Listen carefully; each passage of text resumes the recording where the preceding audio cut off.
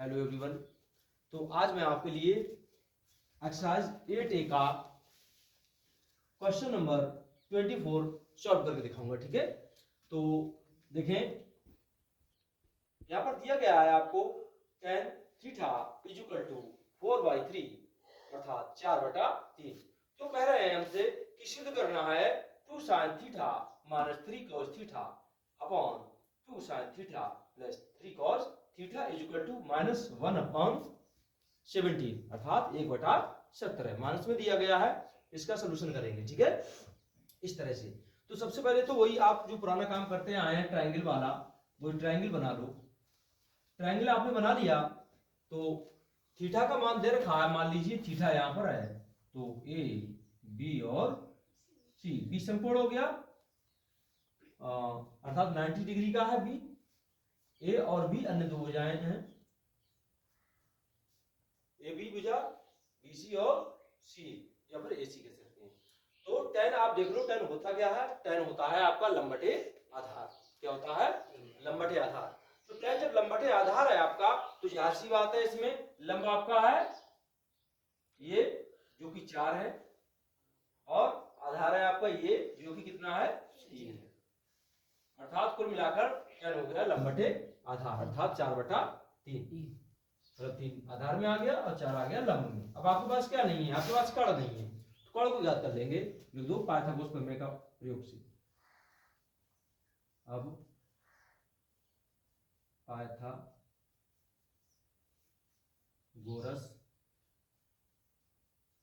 प्रमेय से निकालो क्या फॉर्मूला होता है, वही लगा दो। कर्ण का स्क्वायर बराबर में आधार का स्क्वायर प्लस में लंब का स्क्वायर। ठीक है, कर्ण आपका क्या है एसी, तो एसी का स्क्वायर, आधार है आपका एबी, एबी का स्क्वायर प्लस में लंबा है आपका बीसी, तो बीसी का स्क्वायर। एसी आपको ज्ञात करना था इसलिए एसी स्क्वायर ऐसे रहा। एबी का मान लगा दो। एबी का मान क्या है? एबी का मान है आपका 3, तो 3 का स्क्वायर प्लस में बीसी का मान क्या है 4, तो 4 का स्क्वायर। तो AC square is equal to 3 3 9 खोल दिया, इसे भी खोल दिया, 4 4 16, तो 16 और 9 25 होते हैं। इसका स्क्वायर हटा अगर रूट चढ़ गया, तो कुल मिलाकर इस 25 को ले सकते हैं 5 का वर्ग, 2 5 25। इसको आखिर रूट खल्लास हो गया, तो एसी बराबर आपको क्या मिल पाया 5। एसी बराबर क्या मिल गया 5। अब आप सरलता से इसका वैल्यू ज्ञात करेंगे। इसका वैल्यू ज्ञात करने के लिए पहले से उतार लेंगे, LHS ले लेंगे। क्या ले लेंगे? LHS, left hand side. ये आपकी लेफ्ट हैंड साइड है, ये आपकी राइट हैंड साइड है। ठीक है, लेफ्ट हैंड साइड और right hand side is equal to अर्थात इक्वल आनी चाहिए। कैसी आनी चाहिए? इक्वल अर्थात बराबर आनी चाहिए। जो मान ये है तो इस मान से कौन सा मान लाना है हमको? ये वाला लाना है। अगर इसके बराबर ये हमने सिद्ध कर दिया तो हमारा सवाल सही है, और इसके बराबर ये चीज सिद्ध नहीं हुआ तो हमारा सवाल खराब है, गलत है कहने का मतलब। तो ले लेंगे, ये ले लेंगे 2 sin थीटा माइनस में 3 cos थीटा अपॉन 2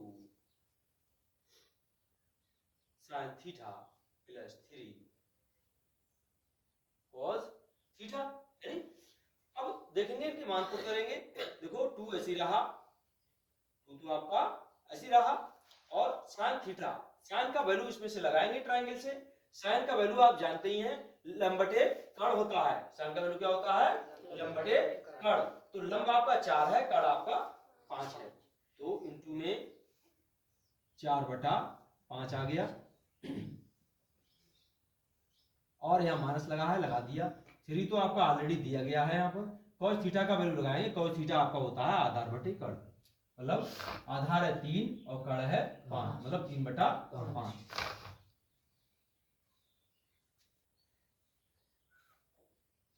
इसी तरह से 2 भी नीचे दिया रखा है ऑलरेडी, और sin थीटा का वैल्यू पुट करेंगे। sin थीटा का वैल्यू 4/3 यहाँ पर भी लगाया था, तो यहाँ पर भी लगा लो 4/3 माइनस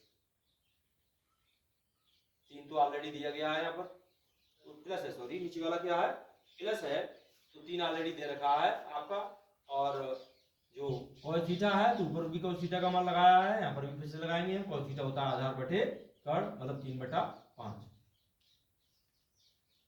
ठीक है, अब सोल्यूशन कर लेंगे, ऊपर का ऊपर मल्टीप्लाई कर लो, करेंगे तो 4 दूना 8/5 माइनस में 3 तियां 9/5 अपॉन 4 दूना 8/3 प्लस 3 तियां 9/5। 3 हो गया 4/5 है, ये गलती से लिख गया, सॉरी, कोई मैंने सोचा यहाँ 5 है, 3 कैसे आ गया। अब देखो इसका सलूशन करेंगे फिर से आगे, देखो यहाँ पर भी 5 है, यहाँ पर भी 5 है, इसी तरह नीचे भी है। देखो तो ये एलसीएम ले लेंगे, क्या ले लेंगे, एलसीएम में 5 एक बार लिख लेंगे और ऊपर जो है वो लिख लेंगे 8 माइनस में 9। इसी तरह नीचे भी करेंगे हम, एलसीएम 5 है और ऊपर लिख लेंगे हम 8 प्लस में 9। ठीक है, इस तरह से। अब फिर से आगे देखेंगे, इक्वल टू, देखो 9 माइनस के ज्यादा है, प्लस के 8 कम है, क्योंकि जिसके आगे कोई चिन्ह नहीं लगा होता उसके आगे प्लस चिन्ह लगा होता है, मैंने आपको अक्सर बताया है मेनी टाइम्स। तो -9 में से जब 8 को लेस करेंगे तो माइनस का आपका बचेगा 1, क्या बचेगा 1, और अपॉन में क्या रह गया आपका 5, इस तरह से। और नेक्स्ट आपका 8 और 9 कितने होते हैं, 70 है, अपॉन में 5 इक्वल टू, हमने आपको दिया है यहाँ पर एक सूत्र कि पहले और चौथे की गुणा करते हैं, दूसरे और तीसरे की गुणा करते हैं। कुछ लोग जल्दबाजी में यहीं पर लीड मार देते हैं इसे, ठीक है। तो -1 का मल्टीप्लाई जो है वो करेंगे हम किससे, 5 से, और 5 का मल्टीप्लाई जो है वो हम करेंगे 70 से। अब देखो 5 ऊपर अंश में है, 5 नीचे हर में, इसलिए ये हो गए खल्लास। कुल मिलाकर यहाँ पर जो बचा वो -1 बचा और नीचे रह गया 70 है। ये क्या आ गया आपका RHS, राइट हैंड साइड, ठीक है, दायां पक्ष। दायां पक्ष ये तो था आपका, हाँ, तो लिख दो बस, ये आपका क्या हो गया, समझ लिया बात। देखो यहाँ पर tan थीटा बराबर दे रखा था 4/3, तो हमसे कह रहे थे कि सिद्ध करना है 2 sin theta minus 3 cos theta upon में 2 sin theta plus 3 cos theta. इसके इक्वल टू में सिद्ध करना था आपको माइनस में 1/17, ठीक है, इस तरह से। अब देखेंगे फिर हमने क्या काम किया, एक ट्रायंगल बना लिया, ट्रायंगल, और फिर पाइथागोरस प्रमेय का यूज कर दिया। तो ट्रायंगल में tan थीटा का मान लगा दिया, 4/3 है, tan होता है लंब बटा आधार, लंब बटा आधार होता है, तो लंब ये है और आधार ये है, मान कर दिया वो tan का। उसके बाद कर्ण नहीं था हमारे पास, कर्ण को निकाल लिया हमने, तो कर्ण निकालने में हम पाइथागोरस प्रमेय का यूज करेंगे तभी निकलेगा। तो फॉर्मूला लगाया, कर्ण का स्क्वायर बराबर आधार का स्क्वायर प्लस में लंब का स्क्वायर, इस तरह से। तो जिसका मान पता था उसका मान लगा दिया हमने, पहले भुजाएं लगा ली, उसके बाद उनका मान पुट कर दिया। AB का अर्थात आधार का वैल्यू 3 था और BC अर्थात लंब का वैल्यू 4 था, तो 3 तियां 9 किया और 4 चौक 16 किया हमने, ठीक है। उसके बाद में AC बराबर में हमने 16 9 जोड़ा तो 25 हो गया, इधर AC से स्क्वायर जो था वो मतलब हट कर इधर चढ़ गया, रूट के रूप में बदल गया, तो 25 को लिख सकते हैं हम 5 का स्क्वायर, तो स्क्वायर से रूट खल्लास हो गया, AC बराबर में 5 बचा। अब हमने जो वैल्यू थी LHS लेफ्ट हैंड साइड वो वाली ले ली, बाएं पक्ष वाली, ये वैल्यू, क्योंकि इसके बराबर हमको ये लाना है, यह सिद्ध कर रहा है, बात एक ही है। तो हमने साइन थीटा का वैल्यू यहां से लगाया, साइन का वैल्यू होता है लंब बटे कर्ण, तो लंब बटे मतलब लंब 4 है और कर्ण 5 है, तो 4/5 आ गया। इसी तरह 3 तो ऑलरेडी दे रखा था माइनस का, cos थीटा का वैल्यू होता है आधार बटा कर्ण, तो आधार हो गया 3 और कर्ण हो गया 5, 3/5 लगा लिया। बीच में कोई संबंध नहीं तो संबंध गुणा का होता है, जिसका आगे कोई चिन्ह नहीं तो प्लस का चिन्ह होता है, ये चीजें मैंने आपको बताई हैं। इस तरह से अब नीचे भी मान पुट कर देंगे, क्योंकि वैल्यू समान है इसलिए जो मान ऊपर पुट कर रहे थे वो नीचे कर देंगे, मल्टीप्लाई में जो लिखा था वो लिख लिया, बस प्लस का फर्क है यहाँ पर। तो इस तरह से, ठीक है, ऊपर का ऊपर मल्टीप्लाई किया, 4 दूना 8 हो गया आपका, 3 तियां 9 हो गया, बटा में दोनों जगह 5 है, और इधर भी आपका 4 दूना 8 हो गया, बटा 5 ऑलरेडी चल रहा है, प्लस में 3 तियां 9 बटा 5। अब यहाँ पर ये 5 समान है हर में, ये भी 5 समान है, इसलिए एक बार ले लिए हमने एलसीएम टैब, और फिर 8-9 ऊपर लिख लिया और नीचे 8+9 लिख लिया। जब 8-9 किया हमारा तो माइनस का 9 ज्यादा है, 8 प्लस का कम है, इसलिए माइनस का 1 बचा बटा 5 है। और 9 और 8 जोड़ा तो 17 हो गया, अब बटा 5 रहा। 5 को पहले और चौथे की गुणा करते हैं, दूसरे और तीसरे की गुणा करते हैं। तो पहले चौथे की गुणा की -1 है, 5 ऊपर चला गया और 5 के साथ में गुणा में 17 आ गया। ठीक है, ऊपर अंश में 5 है, नीचे हर में 5 है, खल्लास हो गए, माइनस में 1/17 अर्थात -1/17। ये RHS था आपका, वो आ गया। This is solve. ओके, हाँ तो देखेंगे ट्रायगोनोमेट्री का 8A का जो नेक्स्ट क्वेश्चन है वो है आपका 26। कौन सा है? 26 क्वेश्चन है जिसका वैल्यू यहाँ पर दे रखा है tan A बराबर में 1 है और आपका tan B बराबर में √3 है। तो हमसे कह रहे हैं निम्नलिखित का मान ज्ञात करना है। कौन किसका मान ज्ञात करना है? cos A × cos B - sin A × sin B। देखेंगे इसमें आप क्या करेंगे, दो ट्रायंगल बना लेंगे। क्या करेंगे? दो ट्रायंगल बनाएंगे, एक tan A के लिए ट्रायंगल बनाएंगे, दूसरा tan B के लिए ट्रायंगल बनाएंगे।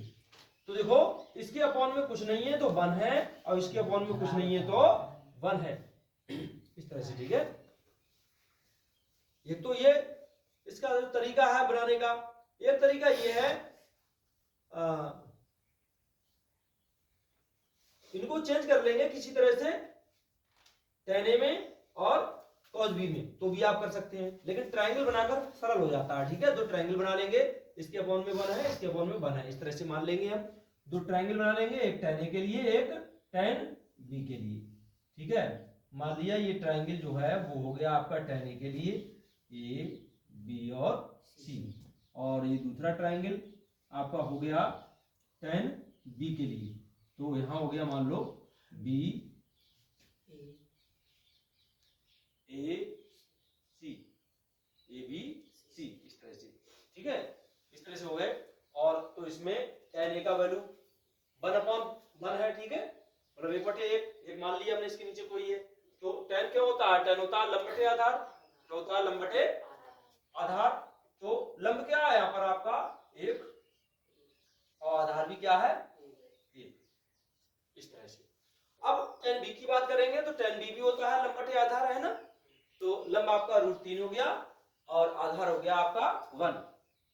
लंब आपका यहाँ √3 हो गया और आधार हो गया 1, इस तरह से। कर दोनों में नहीं है आपके पास, तो अब या फिर नाम अलग अलग दे देंगे, कोई बात नहीं, नाम एक ही देने पड़ेंगे क्योंकि यहाँ tan A है tan B है। तो त्रिभुज ABC,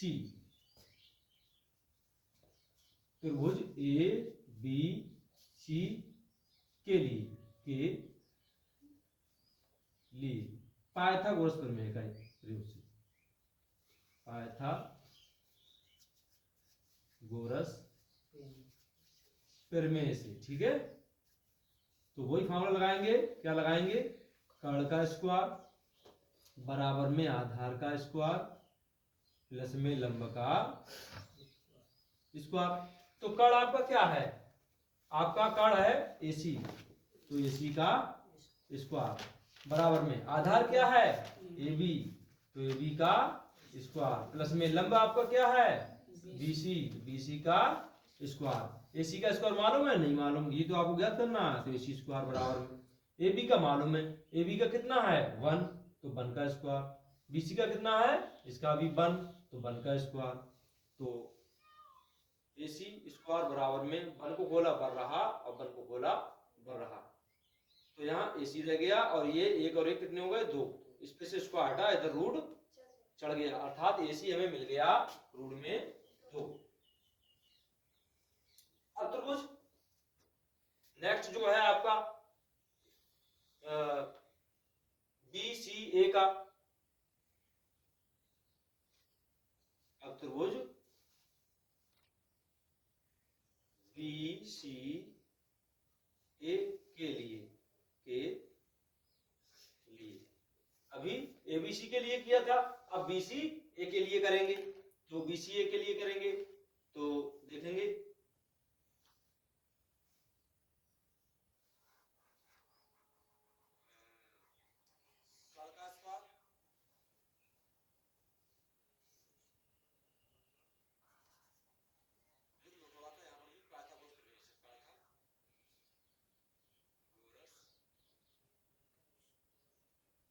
फिर में से, वही फॉर्मूला आ गया आपका, कर्ण का स्क्वायर बराबर में आधार का स्क्वायर और प्लस में लंब का square.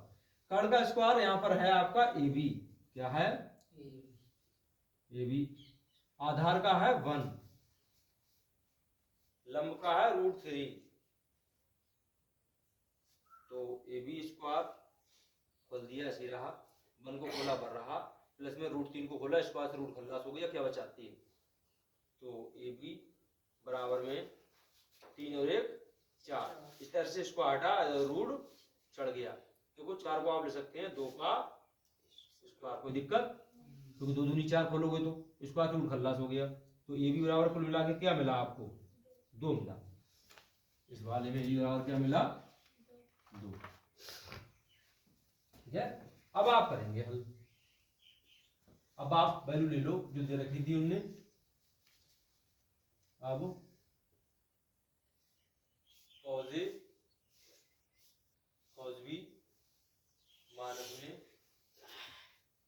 sin A sin B, ठीक है। अब ए वाला लेंगे इस त्रिभुज से हम, अब बी वाली लेंगे इस त्रिभुज से। cos A की बात कर रहे हैं, इसका मतलब इस त्रिभुज से मान लेंगे। cos का मान आप जानते ही हो, वैल्यू होती है आधार बटे कर्ण, क्या होती है आधार बटे कर्ण, तो आधार क्या है 1 बटे कर्ण क्या है रूट में 2, ठीक है, कोई संबंध नहीं, क्या का संबंध गुणा का। cos B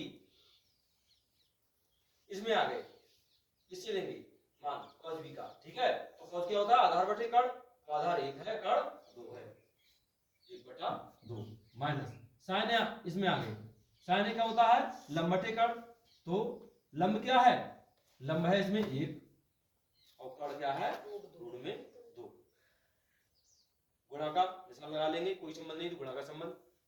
उसके बाद sin B इसमें आ गए, sin क्या होता है लंब बटे कर्ण, क्या होता है लंब बटे कर्ण, तो लंब क्या है इसमें √3 और कर्ण क्या है 2,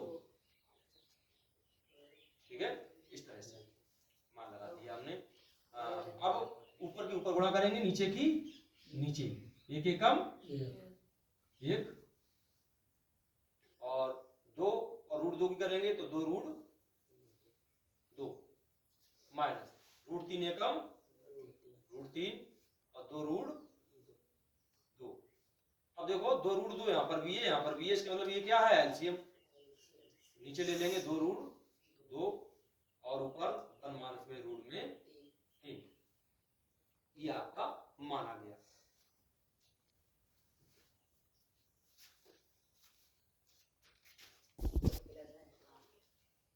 हाँ, तो इस तरह से इसका जो वैल्यू आ गया वो 1 माइनस में √3 अपॉन में 2 √2 आ गया, तो ये आपका माना गया। एक बार फिर से समझ लें, यहाँ पर आपके लिए tan A बराबर 1 दे रखा था और tan B बराबर में रूट में 3 दे रखा था, तो हमसे कह रहे थे कि निम्नलिखित का मान ज्ञात कीजिए, निम्नलिखित अर्थात इसका मान आपको ज्ञात करना है। देखो एक जगह tan A की बात कर रहे हैं, एक जगह tan B की बात कर रहे हैं, तो 2 ट्रायंगल हमको बनाने पड़े, इसलिए हमने tan A के लिए ये बना लिया और tan B के लिए ये बना लिया, ठीक है। हमारे पास दोनों जगह कर्ण नहीं था, तो हमने कर्ण को दोनों जगह से निकाला। देखो सबसे पहले त्रिभुज ABC में निकाला हमने कर्ण, तो हमने इस तरह से कर्ण हमारा आ गया √2, और त्रिभुज BCA से निकाला हमने, इसमें पाइथागोरस प्रमेय का यूज किया, तो हमारा कर्ण आ गया 2, इस तरह से दोनों जगह मिल गया। आप जानते ही हैं कि फॉर्मूला होता है पाइथागोरस का, कर्ण का स्क्वायर और में आधा का स्क्वायर प्लस में लंब का स्क्वायर, जिसके मान हमें पता होते हैं उसके पुट कर देते हैं। AC का मान पता नहीं था, AB का मान पता था हमें तो लगा दिया हमने, और BC का मान भी पता था वो भी हमने लगा दिया। 1 को खोला भर रहा, 1 को खोला भर रहा, 1 और 1 2 होते हैं, इधर से इसको हटा इधर रूट चढ़ गया, कुल मिलाकर AC का वैल्यू इस वाले में हमें √2 मिल गया। इसी तरह उस वाले त्रिभुज में देखेंगे हम, इसमें भी पाइथागोरस प्रमेय का ये यूज किया हमने, हमारा कर्ण है उसमें नहीं, कर्ण A भी गलत लगाया हमने, उसमें कर्ण है हमारा AB, हाँ AB ऐसे ही तो है, AB लगाया, और जो मतलब दूसरा है आधार, आधार हमारा 1 था और लंब हमारा रूट में 3 था। तो इस तरह से हमने वन को खोला तो वन रहा, रूट 3 को खोला तो इसके बाद रूट खल्लास हो गया, 3 बचा। 3 और 1 कितने होते हैं आपके? 4 होते हैं। इधर से इसको हटा, इधर रूट चढ़ गया। 4 को हम लिख सकते हैं 2 का स्क्वायर, क्योंकि 2 दूनी 4 होते हैं। इसके बाद रूट खल्लास हो गया, ए बी बराबर में 2 बचा आपका। अब जो मान दे रखा था उन्होंने कहा था कि इसका मान ज्ञात कीजिए, तो वही हमने वैल्यू यहाँ लिख ली। अब हमने मान लगा दिया। देखो जहां ए की बात करेंगे तो इस वाले त्रिभुज से मान लगाएंगे, और बी की बात करेंगे तो इससे मान पुट करेंगे हम। तो कॉज ए की बात कर रहे हैं, इसका मतलब कॉज हमारा होता है आधार बटा कर्ण, तो आधार 1 है और कर्ण रूट 2 है, हमने लिख लिया। कॉज बी की बात कर रहे हैं तो यहाँ गए हम, कॉज होता है हमारा आधार बटा कर्ण, तो 1 बटा रूट 2 हो गया। फिर से माइनस लगा था, लगा दिया हमने। साइन ए की बात कर रहे हैं, इसका मतलब इसमें आ गए हम। साइन होता है हमारा लंब बटा कर्ण, तो लंब है हमारा 1, कर्ण है 2, 1 बटा रूट 2 लिख लिया हमने। साइन बी की बात कर रहे हैं तो हम इसमें आ गए, तो साइन होता है हमारा लंब बटा कर्ण, तो लंब हो गया रूट 3 और कर्ण हो गया 2, रूट 3 बटा 2। ऊपर की ऊपर मल्टीप्लाई, नीचे की नीचे, ऊपर की ऊपर नीचे की नीचे। 1 एकम 1 होता है आपका, 2 और रूट 2 की जब मल्टीप्लाई करते हैं 2 रूट 2 आता है। इसी तरह रूट 3 एकम 3 हो गया, और 2 और रूट 2 की मल्टीप्लाई करते हैं 2 रूट 2 होता है। देखो 2 रूट 2 यहाँ पर भी है, 2 रूट 2 यहाँ पर भी है, एलसीएम है, एक बार लिख लिया। अब 1 माइनस में रूट में फिर ऊपर आ गया, ये आपका आंसर हो गया। ठीक है, इस तरह से।